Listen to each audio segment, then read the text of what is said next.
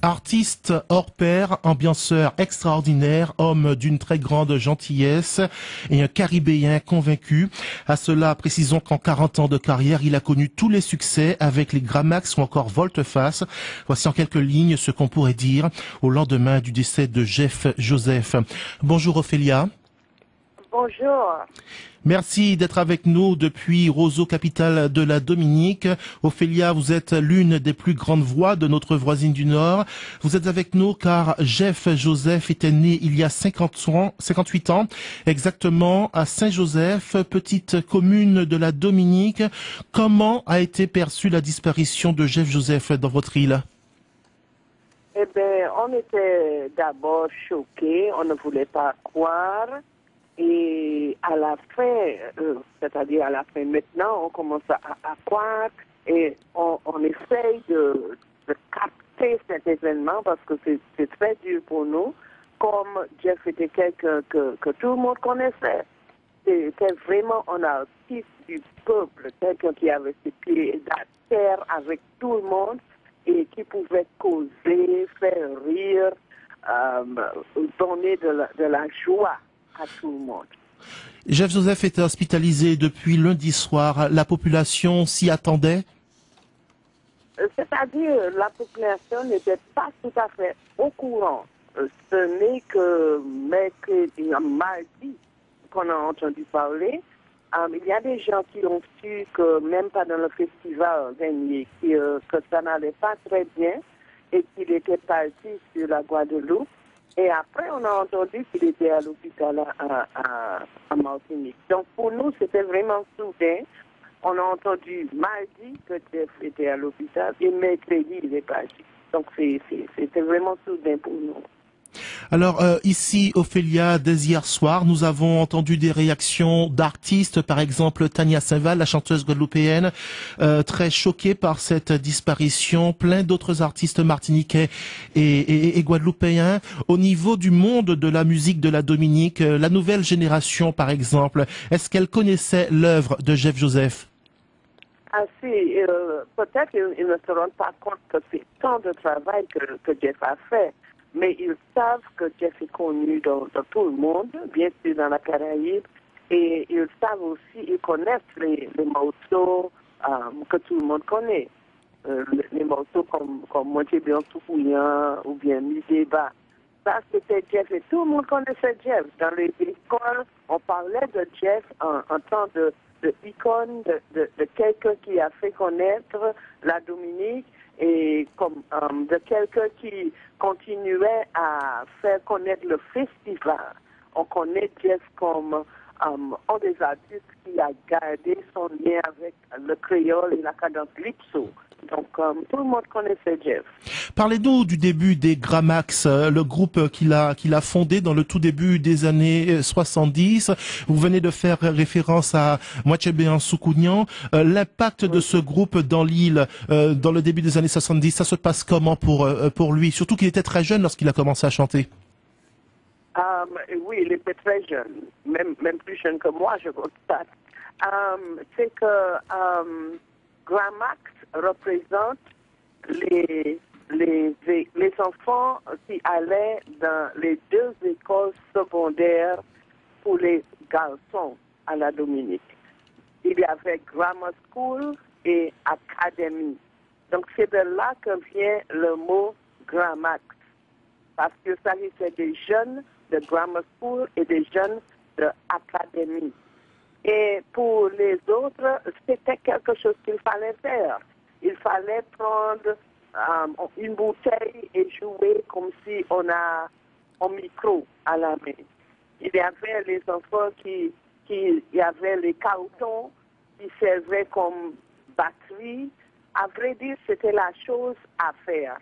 Et comme il y avait déjà Exile One qui était parti, qui avait créé la cadence Lipso, tout le monde voulait chanter en créole et chanter comme Gordon et comme Jeff.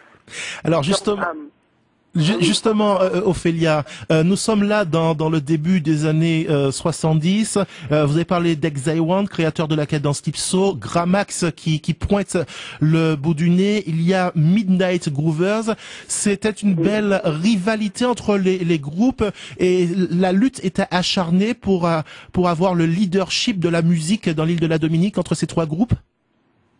Je ne sais pas si on avait décidé comme ça, mais tout le monde faisait son style dans la cadence Calypso. Et c'était vraiment la cadence Calypso qui menait non seulement la Dominique, mais partout. Donc, une bonne rivalité, si tu veux, mais quelque chose qui a fait monter, qui a fait développer la musique de la Dominique partout dans la Caraïbe et dans le monde.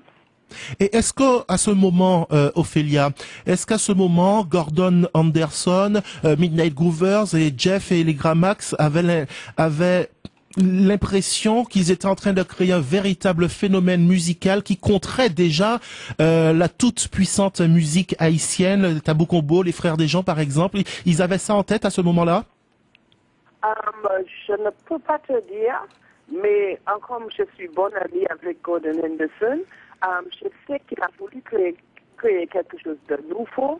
Et comme nous avions déjà le calypso chez nous, je sais qu'il a emprunté certaines choses du compas, de la cadence de l'Haïti, et il a créé quelque chose qui a donné aux artistes dominicains la possibilité de s'exprimer.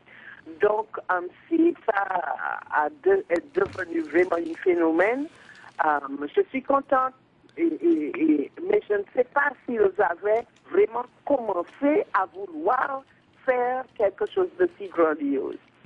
En tout cas, dans les années 70, avec ces groupes qu'on vient de citer, avec vous également, Ophélia, la Dominique a trouvé sa place dans le concert musical mondial, puisque la cadence Calypso a conquéri non seulement la Caraïbe, l'Europe, l'Afrique, même l'Amérique du Nord. Est-ce qu'on peut dire de Jeff Joseph qu'il était un artiste engagé? On sait qu'il était très proche du Parti travailliste. Est-ce que ça se traduisait, par exemple, dans les paroles de ses chansons? Il faut que je réécoute, mais pour nous, c'était pour mettre la main en l'air et crier fort, fort, fort, ou bien, comme lui, il disait, levez la main, levez la main, levez la main. Et pour moi, lever la main en unité, c'est une action qui n'a pas même besoin des mots.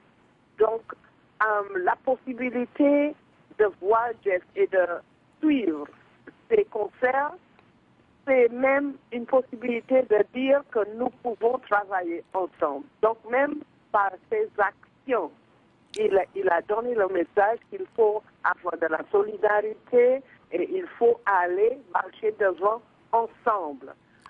Pour les paroles, il faut que je revisite. Mais je sais qu'il a compris le peuple et qu'il a utilisé ce qu'il avait pour passer ces messages simples et éternels. Alors, il y a eu la période Gramax de Jeff Joseph. Ensuite, il y a eu cet exil qui l'a conduit un peu plus vers les Antilles françaises, la Guadeloupe, la Martinique. Est-ce que le peuple dominicain lui en a voulu d'être parti? On voulait suivre Jeff, mais pas tout, oui. Mais Jeff n'a jamais relâché. Donc, pour parler d'exil, c'est beaucoup dire, parce que Jeff était toujours à la Dominique, toujours à Martinique, toujours à la Guadeloupe, toujours à la Réunion, aux Seychelles, à Paris. Je lui demandais même, mais comment tu l'as fait? Parce que je te vois à la Dominique et pourtant tu es à Paris. Et il a rigolé. Mais c'est pas quelque chose dont la Dominique n'est pas fière. On est très fiers de ce qu'il a fait, de ce que sa musique va continuer à faire. Parce que Jeff, c'est vraiment un phénomène international. Il est juste né à la Dominique. Comment se passeront les choses aujourd'hui à Roseau, dans toute la Dominique et plus particulièrement à Saint-Joseph, là où il était né? Votre pays s'apprête à une cérémonie nationale pour lui, par exemple? Ok, ça sera, je crois que c'est en discussion. Et j'ai l'impression que ça aura lieu. À exactement quel moment, je ne peux pas encore te dire, mais bien sûr, il est normal que Saint-Joseph en pleure, parce qu'il pleut aujourd'hui, au fait. Et on avait le soleil depuis il y a au moins 10 jours, et maintenant on est recouvert de pluie. Donc on sait que dans le cœur, il y a une tristesse et il y a une lourdeur. On est lourd avec le départ de Jeff, mais je crois que on pourra s'exprimer. Le Premier ministre est déjà venu à la radio pour parler de Jeff, pour exprimer ses condoléances, et à vrai dire, toutes les radios parlent de Jeff. On a beaucoup de musique de Grand Max, et ça va durer, j'en suis sûre. Au niveau national, il faut que les gens se mettent d'accord et qu'ils organisent quelque chose, et je sais que tout le monde et son oncle sera là. Merci d'avoir été avec nous, Ophélia, depuis Roseau, capitale de l'île de la Dominique, pour nous avoir parlé de Jeff Joseph.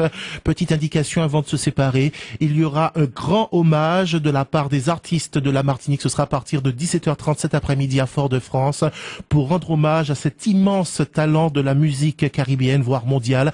Merci d'avoir été avec nous ce matin, Ophélia. Bonne journée. Toutes les condoléances de la Martinique à la Dominique après la disparition de Jeff Joseph. Bonne journée. Merci aussi et bonne journée.